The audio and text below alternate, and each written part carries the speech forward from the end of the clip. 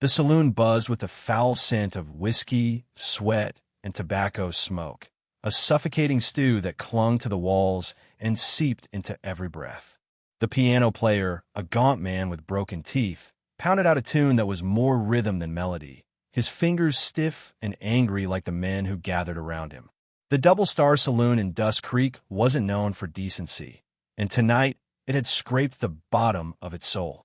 At the center of the room stood a makeshift stage, two overturned crates, and a worn velvet curtain nailed up behind them. On that stage stood a girl no older than 19, pale as a ghost and trembling as if the floor beneath her might collapse.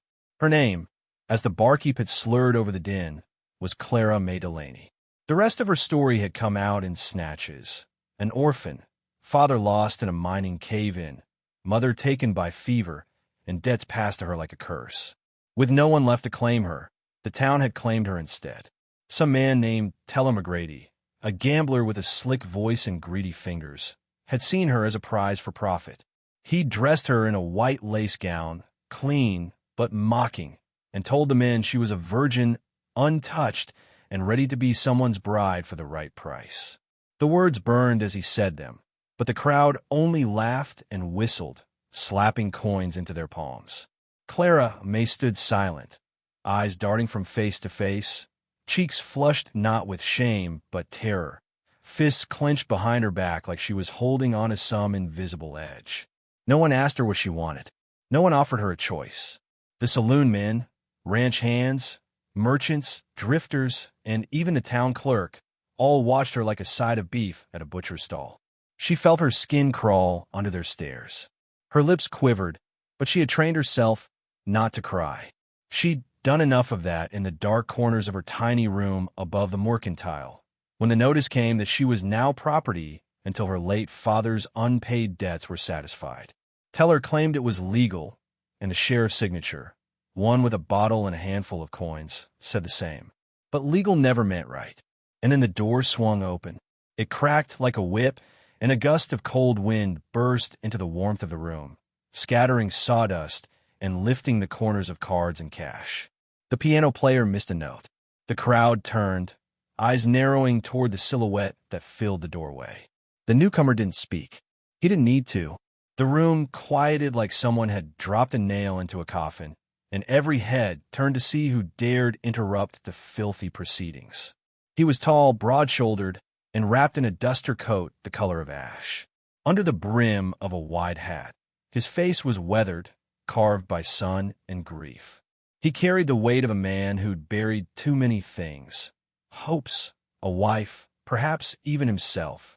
The few who knew his name whispered it like a spell. Eli Calder.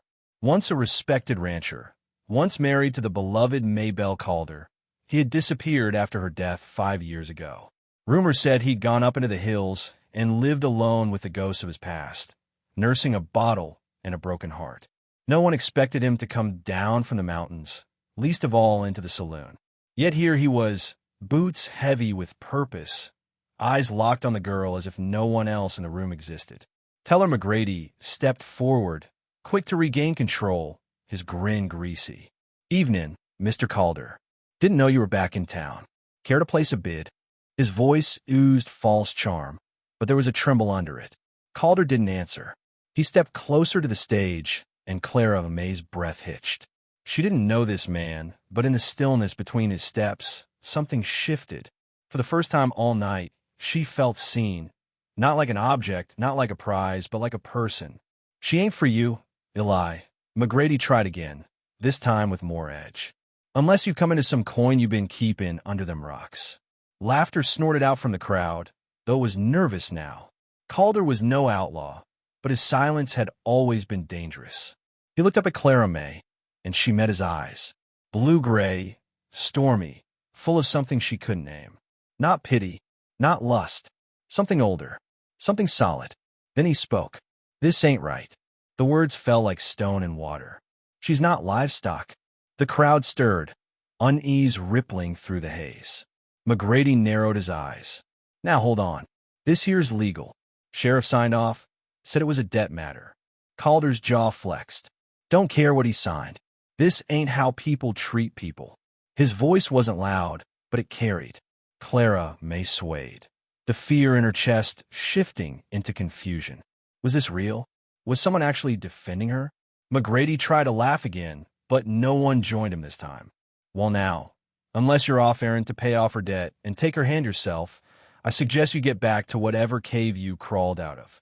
Eli took a slow breath, then reached into his coat. For a moment, the room tensed, half expecting a gun. But what he pulled out was a folded leather pouch. He untied it and dropped it onto the nearest table. It spilled silver dollars and gold coins, each one catching the lamplight like fire. The weight of it silenced the room. That's every cent I have, he said. It's enough to buy my land back and seed it for spring. But it's hers now, if it means she walks out of here with me, free and unclaimed. McGrady stared, face frozen between greed and rage. She don't go nowhere unless she agrees, he snapped, hoping to turn the tide. Calder nodded. Then ask her. All eyes turned to Clara Mae. The pressure of the room clamped down on her chest. But amid the smoke and fear, a strange calm bloomed. For the first time, someone had asked her. Her throat was dry, her knees weak, but she lifted her chin. Yes, she said, her voice cracking but sure. I'll go. McGrady cursed, but no one backed him. The crowd, cowed by Calder's presence and moved by the gesture, made a path. Clara stepped down, legs trembling but steady, and walked toward the man she'd never met. Her future unknown, but her choice finally hers. Eli shrugged off his coat and wrapped it around her shoulders without a word, shielding her from the eyes that had ogled her minutes before. Together, they walked out into the cold night. Behind them, the saloon resumed its music, but it sounded thinner now, like something had cracked in the walls. Clara clung to the coat, heart pounding with a mix of fear, freedom, and something she didn't yet dare name. Eli walked beside her, a quiet shadow, offering nothing more than his presence. They reached his horse, tall, black, and patient, and he helped her up without touching more than her hand. We'll ride till morning, he said softly. I got a cabin up north. You'll be safe there. She nodded, unsure of her voice. They rode in silence, the moon lighting the path, wind tugging at her hair. And though she didn't know where they were headed, for the first time in a long time, Clara Mae Delaney felt like she might just belong somewhere. The journey out of town wasn't easy. Every hoofbeat echoed with the weight of what had just happened. Eli didn't say much, but he kept a steady eye on her, offering the reins once, letting her hold them for part of the ride. She noticed that, how he gave her control, even a little, when so many had stolen it from her. By the time they reached the hills, dawn was breaking over the eastern ridgeline, pink and gold pouring through the trees like honey. The cabin stood ahead, a squat timber structure wrapped in ivy and shadow, but smoke curled from its chimney and the air smelled of pine and bread. He had prepared it. For her. She slid off the horse, feet unsteady, but he caught her elbow gently and guided her to the porch. She stepped inside to find warmth, blankets folded on a chair, and a fire already lit. Her throat tightened. She didn't know what tomorrow would bring. But for now, she was not in the saloon. She was not for sale, and she was not alone. The wind blew soft over the hills that morning, tugging at the corners of the world like it was trying to peel back time. Clara Mae stood on the porch of Eli Calder's cabin wrapped in the same coat he'd given her the night before, the one that had carried her out of hell and into a kind of silence she didn't yet know how to name. The air smelled different up here, sharp with pine, earthy like rain. Somewhere far off, a hawk cried over the treetops, its wings catching the dawn. The cabin itself stood strong against the slope, its logs weathered but solid, built by someone who intended it to last. She could see the care in the angles of the roof, the precision of the chinking, the way the windows had curtains, simple but clean. Someone had once loved this place. Maybe someone still did. Eli came out with a tin mug of coffee in each hand, steam curling up like whispers. He didn't say much as he handed her one, just gave her a nod and sat down on the porch step, boots planted firm in the dirt. Clara took the drink and watched him. In daylight, he looked older than she first thought. Lines worn deep into his face, beard grizzled, eyes the color of ash left after a fire dies. But there was something steady in him, too, like the mountain he lived on. She sipped the bitter brew and let the warmth spread through her chest. They didn't talk. Not yet. The silence between them wasn't the kind she'd known before, awkward or threatening. This one felt safe, like a wall built around them that no one could climb. Inside, the cabin was one big room, with a bed tucked against the far wall, a stone hearth crackling low, shelves stacked with supplies, and a simple table with 2 chairs. A woman's touch still lingered in places, an embroidered pillow, a ceramic vase, a folded shawl near the hearth. Clara didn't ask about her. She knew it without asking. Maybelle called her the wife he'd buried. The reason his eyes had that faraway storm in them. Eli cleared a space for her to lay out her things, not that she had much, and offered the bed while he took the cot. She tried to argue, but he shook his head. "You're the one been through fire," he said. "Rest where it's soft." And she did, curling up in the sheets that still smelled faintly of cedar and soap. Over the next few days, a rhythm settled in. Clara woke early, helped stoke the fire, swept the floors, peeled potatoes for stew. Eli worked outside, splitting wood, checking snares, tending to the lean-to where his horse sheltered. He didn't ask her to help, but he didn't stop her when she did. She mended a ripped shirt of his with thread she found in a drawer, and he made her a small stool to reach the high shelves. They moved around each other like dancers in a room too small for noise, every step careful, every glance respectful. At night, they ate quietly, talked a little. She told him about the school she'd once dreamed of attending, the books her mother had read to her. He listened without interruption, and sometimes, when she said something that made him smile, she felt like the sun had risen all over again. But peace doesn't come without echoes. One afternoon, as she hung linens outside to dry, Clara heard hooves. Not Eli's. These were faster, heavier, urgent. She turned to see 2 riders cresting the hill, strangers with rifles slung across their backs and dust thick on their coats. They weren't lawmen. They were something worse, men like Teller McGrady, but hungrier. One of them had a scar across his chin and eyes like river ice. The other chewed a splinter like it was meat. Clara stepped back, heart thudding. Eli came around from behind the cabin, rifle in hand, but not raised. "You're trespassing," he said calmly. The scarred man smiled like a wolf. "Heard there was a girl up here worth a lot of money." Eli didn't move. "Ain't no one for sale here." The second man spat in the dirt. "That's not paid until McGrady says so. You think a pouch of coin clears everything." Clara felt her stomach twist. Eli stood taller. "You're not talking her." "Don't have to," the scarred one replied. "We just wait. Let the town come up here with torches and ledgers." That night, Clara couldn't sleep. Eli had sat outside with his rifle across his knees, unmoving for hours, watching the woods. When he finally came in, his eyes met hers. "I won't let them take you," he said, as if it were a promise carved into stone. She sat at the edge of the cot, twisting her hands together. "Why did you do it, Eli?" "That night." "Why me?" He looked at the fire for a long time. "Because I couldn't save Maybelle." The name hung between them like smoke. "She died in pain. Fever took her slow. I had money but no medicine. I'd give it all again just to hold her hand one more time." His voice cracked for the first time. "When I saw you on that stage, scared and alone, it felt like the devil coming around a second time. I couldn't stand still again." Clara blinked hard. "You saved me." Eli shook his head. "You saved me, Clara. I just didn't know it yet." Days turned into a week, then 2. Clara began to laugh again, small at first, like a bird testing its wings. She braided her hair in the mornings, sang while she swept. Eli made her a bookshelf from scrap wood and carved her initials into the side. He never touched her unless asked, never crossed a boundary. When he brushed past her by accident, she didn't flinch anymore. Trust, it turned out, grew like ivy, slow but strong. Then one evening, as she folded blankets by the hearth, he handed her a box. Inside was a silver comb and a new dress, blue calico, simple but fine. "It ain't much," he said, "but I thought maybe you might want to feel like yourself again." She ran her fingers over the fabric, then looked up with shining eyes. "I don't know who I am anymore. Eli knelt beside her. Then start here. Start with being safe. Start with being free. But peace, like glass, is always one stone away from shattering.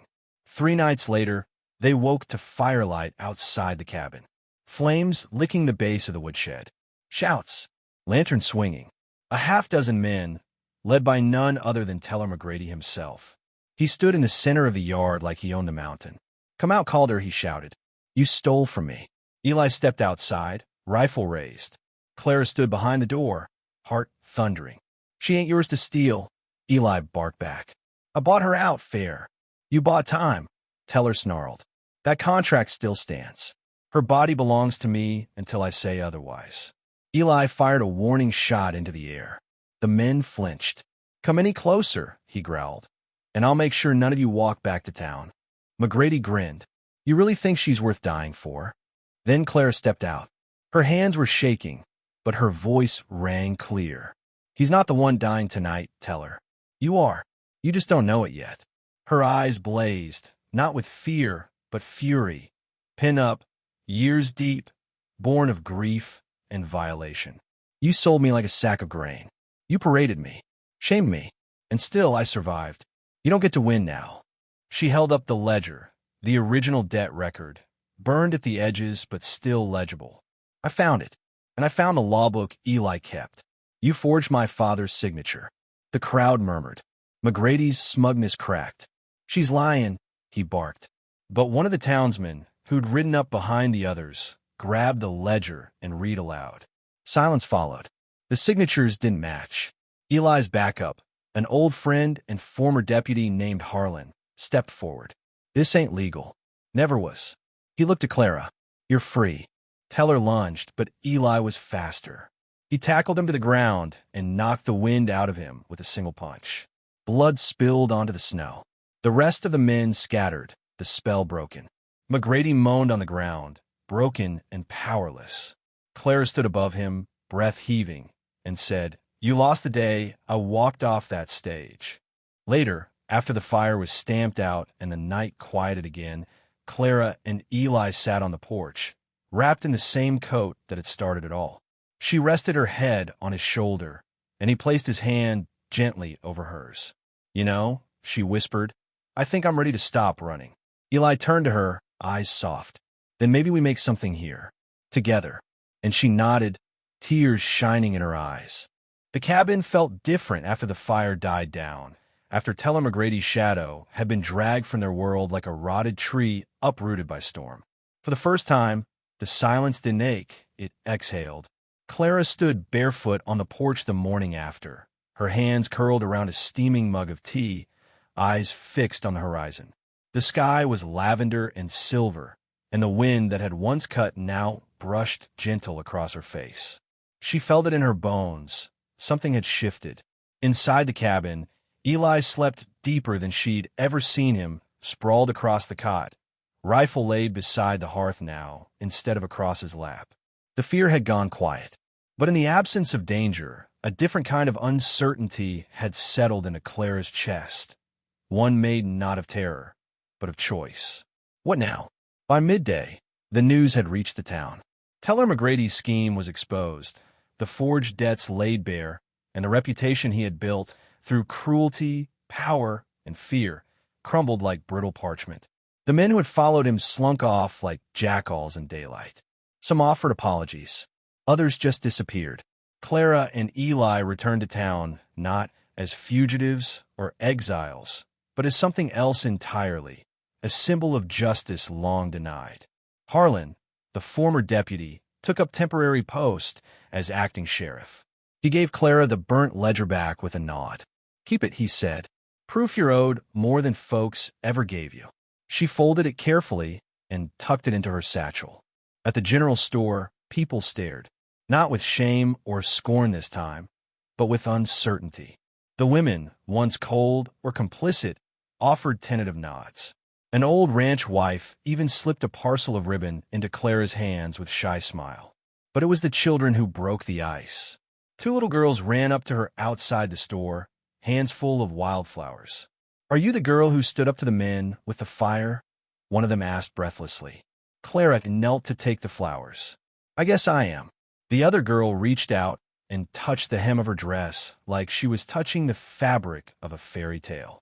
Mama says you're brave like the old queens in stories. Clara smiled.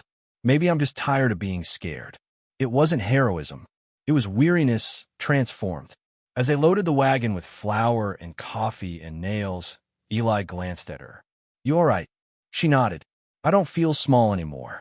He studied her for a moment, then said quietly, You never were. She looked at him then, really looked, at the lines around his eyes, the strength in his shoulders, the way he moved with quiet purpose. He wasn't a savior. He was a man. But maybe he was her man, in the truest sense. Not someone who owned her, but someone who stood beside her while she reclaimed what was hers. That night, back at the cabin, she sat across from him by the fire and asked, What now? He looked up from whittling. What do you want now, Clara? Her answer came slower than she expected. I want to make something that lasts. Over the next weeks, the mountain became more than refuge. It became home. The snow melted in long sighs, revealing green shoots and sleepy creeks. Clara planted a small herb garden just behind the cabin. She spent afternoons sketching ideas for improvements. A second room, a porch swing, a real pantry. Eli teased her gently. You planning on raising a dozen goats or what? She grinned. No goats, but maybe a proper kitchen. Maybe a chicken or two. He built her a wash basin near the stream and carved her initials into the handle. She taught him to read by candlelight, starting with poetry, lines about survival and fire and wildflowers blooming in places they shouldn't. One warm evening, as dusk turned the sky apricot, Eli brought out a small wrapped bundle. For you, he said, gruff and quiet. Clara opened it slowly. Inside was a locket, silver, delicate, with a tiny flower etched into its back. She opened it to find a miniature sketch he'd made of the two of them, standing under the pine tree behind the cabin. Her throat tightened. I've never owned something so fine. Eli reached for her hand. You own everything now, Clara. Your life, your voice, your name. She turned her palm over in his, rough skin against rough skin. And what about your name? She asked. Does it stay yours alone? He looked at her, eyes soft. Only if you want it that way. That night, in the stillness of the cabin, love was no longer a question. It became the answer. There was no ceremony, no preacher, no crowd, just two people who had walked through fire and found, in each other, something not just worth saving, but worth building. They lay beneath the quilt he'd had since Maybelle, not to erase the past, but to stitch something new over it. The ghosts didn't vanish, but they made room. You smell like sage and wood smoke, he whispered into her hair. You smell like home, she whispered back. In spring, Clara received a letter. It came by horseback courier, delivered by a boy too nervous to meet her eyes. She read it on the porch, the sun on her shoulders. It was from a teacher's institute in Helena, responding to the application she had submitted in secret weeks ago. The headmistress had reviewed her writing, her vision for a mountain schoolhouse, and invited her for training in July. Clara's fingers trembled. She held the paper like it might vanish in the wind. When Eli came around the side of the cabin with a basket of split wood, she held it out to him silently. He read it twice, then looked up. You're going to change the world, he said. Not without you, she replied. We'll figure it out. And they did. The cabin became a place where people came not to take, but to learn. Clara opened the doors to the children of nearby ranchers, miners, and townsfolk.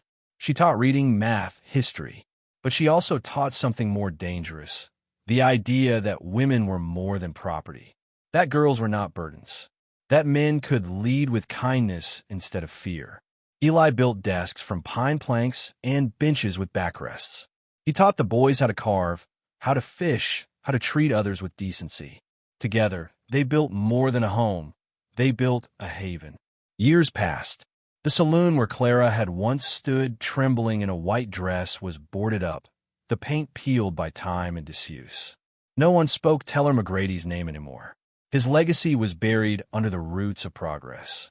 In the town square, a small plaque was nailed to the schoolhouse door, founded by Clara Mae Calder, 1882. On weekends, Clara and Eli would sit on the porch swing she'd once sketched on parchment, their hair touched by gray, their hands still linked like rope tied against wind. Children laughed in the yard. The mountain watched over them like a parent who had finally forgiven itself. And still, every now and then, someone would ride up the trail from town, eyes full of doubt, voice heavy with sorrow. Women who had been bartered, men who'd lost their way, the broken, the quiet, the angry. And Clara would greet them with tea, with stories, with silence when silence was needed. She would show them the view from the ridge, the one that stretched so far you could almost see tomorrow. And sometimes, when they asked how she had found her way out of the dark, she would smile and say, "Someone once told me I wasn't small." And then she'd point at the cabin. "And someone helped me build something that lasts." They never had a child of their own, though not for lack of trying. But the mountain gave them many children, dozens, hundreds over the years. Each one carried a piece of Clara's fire and Eli's strength. Each one learned that freedom was not given, it was claimed. And love was not owed, it was chosen over and over every day. On the last spring of Eli's life, he sat beneath the old pine tree while Clara read aloud from a worn book of poetry. The breeze danced through the branches. He took her hand, kissed her palm. "You were the best decision I ever made." She leaned into his shoulder. "You were the miracle I never expected." When he passed that summer, the town laid him to rest under the tree. Clara carved the words herself into his stone. "He loved like mountains stand," without apology. Years later, when Clara herself was old and gray, the children of her first students brought her wildflowers and letters, calling her Miss Clara with reverence. The locket still hung around her neck. The blue calico dress she wore that fateful night was folded in a trunk beside Eli's coat. And on her final evening, as the sun set soft behind the hills, she wrote one last sentence in her journal. "They tried to auction me once, but I sold them all a lie. I was never theirs to sell."